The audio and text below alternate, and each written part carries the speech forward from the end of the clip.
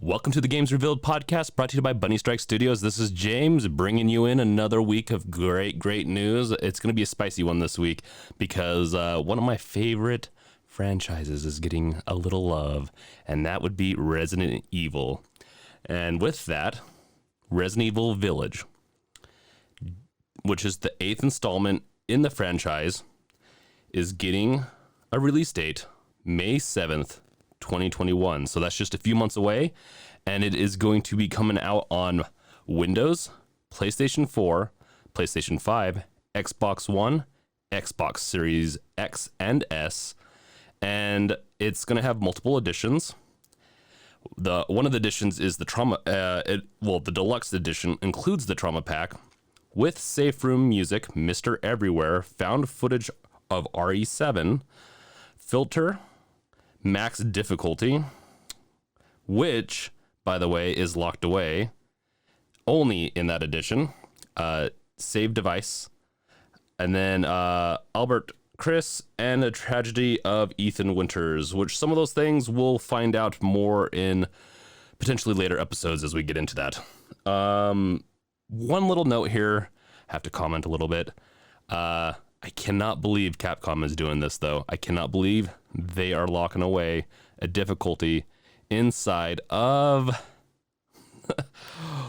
the deluxe edition. Let's just say there's some people that are not happy about that. So what that really means is that when you buy the normal edition, just the regular edition of the game, and you want to play the hardest difficulty that they've made, you cannot do that. It is locked away. Now, for me, who knows if I would ever have played that, but it's one of those things, and I don't use this word lightly, but it's a little bit of a slippery slope, just unlocking something that should be a part of the core gameplay. They already have plenty of good stuff in that deluxe edition, so I'm going to say shame on you, Capcom, for that, but at the same time, you bring us something so good that the internet is just freaking out over, and if you have not looked it up yet, go watch it's called the third trailer, I believe, of Resident Evil Village, and it has a spicy, beautiful little lady that the internet is pretty much claiming as their new waifu, and that lady,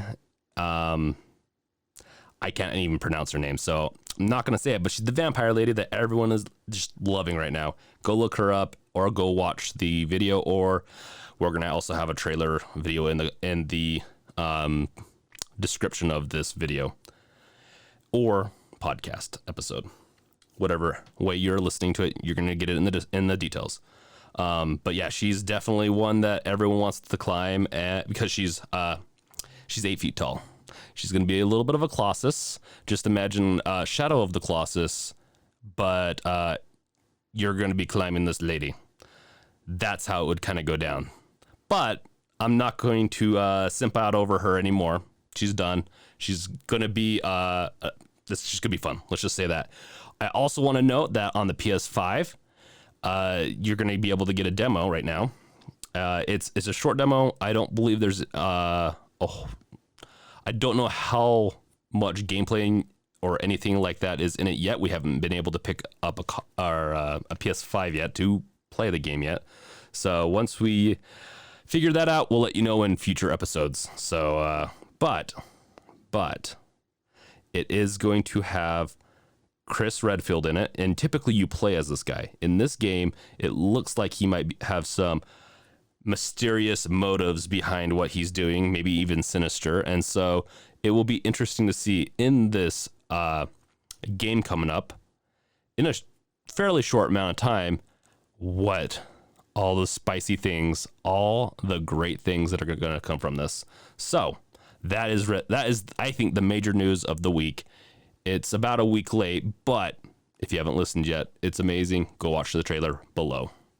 Next up is it's been a pretty fun week. Let's just say that when it comes to the stock market, let's just say power to the players is true this week. It was fulfilled when Reddit users decided to stick it to the big cats at top, Wall Street, the hedge fund managers that like to short companies that are doing poorly and pretty much screw over both little guys and also just businesses that are already struggling, and they got their comeuppance this week when a bunch of Reddit users pretty much incited a mob to go buy GameStop stock and pretty much screwed all those guys out. And amongst those Reddit users were Elon Musk. So you know that whatever he touches kind of just blows up, whether it's good or bad.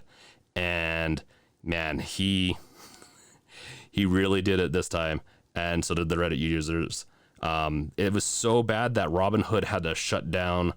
And this is a little bit of like hearsay, but Robinhood's kind of in the pocket of these big hedge fund managers and Wall Street. And so they were essentially, it sounds like, ordered to shut down trading. So people weren't allowed to trade anymore on that. And that also was kind of a big deal. Not really gaming news, but just because some GameStop stock and some gamers and some people wanted to just take on those big guys, they unveiled a couple of more little secret Easter eggs in our world, including Robinhood. So whether or not you like it or not, let us know in the comments below. Let's get on to the next fun facts of this news letter, announcement, video, whatever this is, because this is still a work in progress. So take it how it is. Speaking of Elon Musk, he also announced that, and this is actually very exciting for me, because one day, maybe in 10, 20 years, I will have my own Tesla. But by then, maybe this Tesla will be cheap enough. The new Tesla S, I believe, is going to have a 10 teraflop video card in it. So it's going to have a system in it capable of playing Cyberpunk 2077.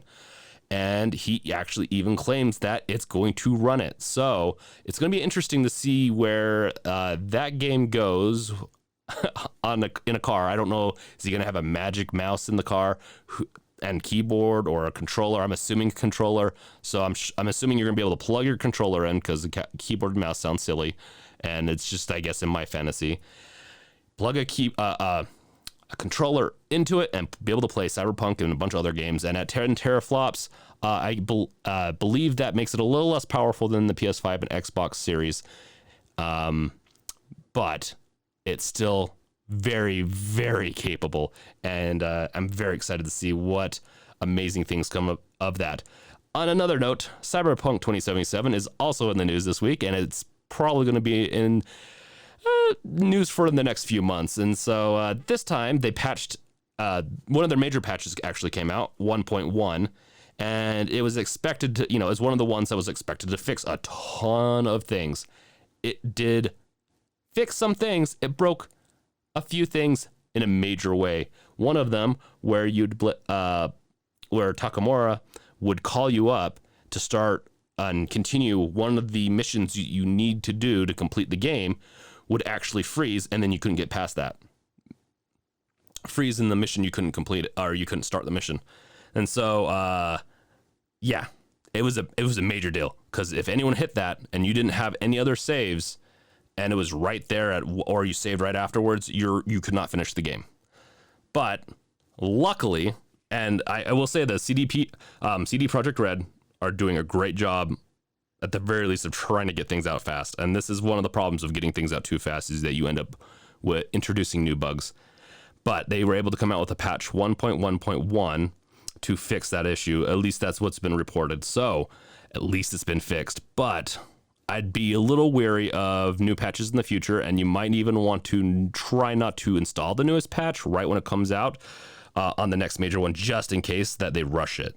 That's because, if you get a major patch, and this isn't so soon after release, but let's say if 1.2 comes out next week, I would be very cautious on that, just as a little note there, because rushing patch fixes can lead to additional bugs.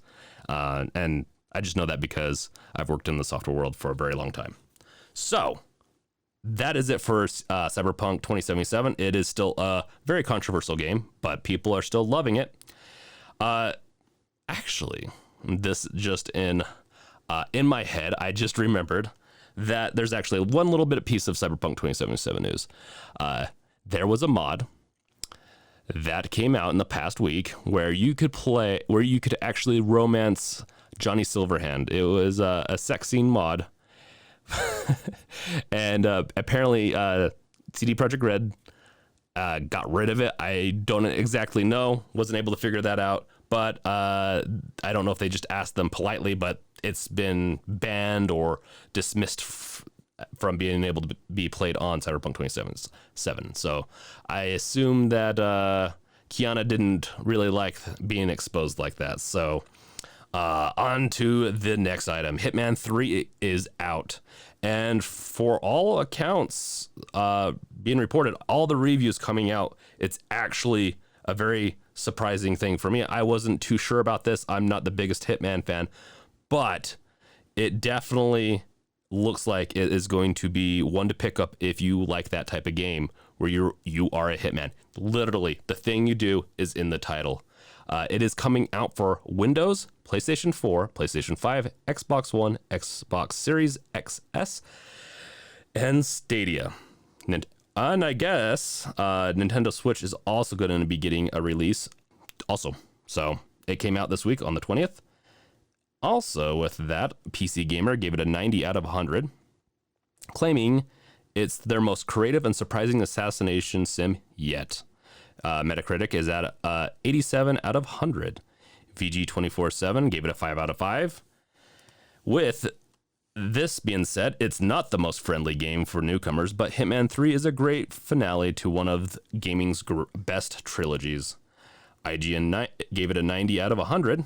With rich, rewarding, and highly replayable, Hitman 3 is one of the barcoded butcher's best appearances. And The Gamer gave it a 4 out of 5 with slick, stylish, and smooth.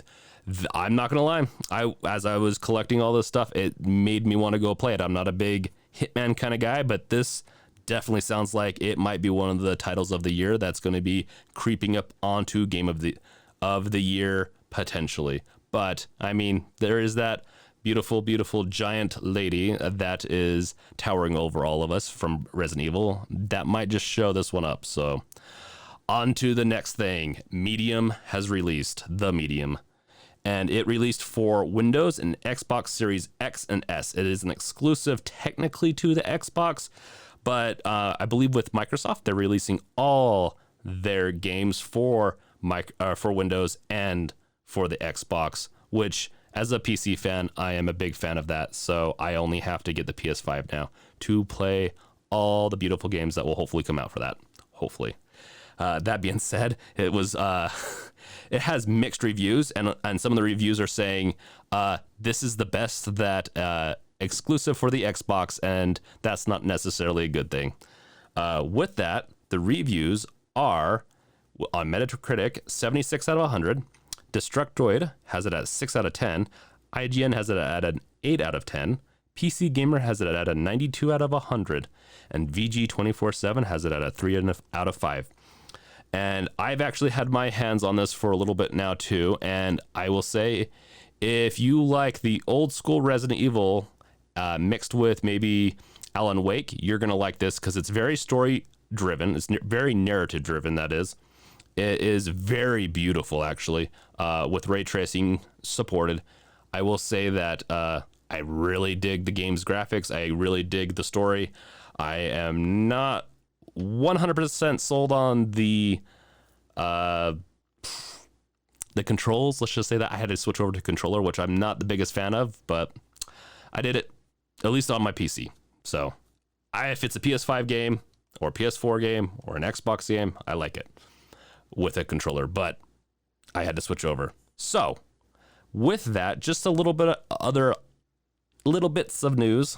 We have the Final Fantasy VII remake is rumored to be coming to PS5 and PC this year, which I would be surprised if they didn't, because that would be a smart move. And once again, no better time to be a PC owner, a PC Master Race alumni than now, because everything's coming out for PC. Everything's coming up PC. Also with that, Panasonic teamed up with the Final Fantasy team to produce a optimized soundbar that is a limited edition of Final Fantasy 14. So that is for you Final Fantasy fans, which shout out to Shag. He's a big Final Fantasy fan. I am one myself, but he takes the cake when it comes to that. And then also Capcom and Nintendo just announced that a Monster Hunter Rise Special Edition Switch console and Pro controller will release alongside the game. So when that game comes out, a special edition of the Nintendo Switch will be coming out with it, and I will say it looks really good. So that is it with the news for this week.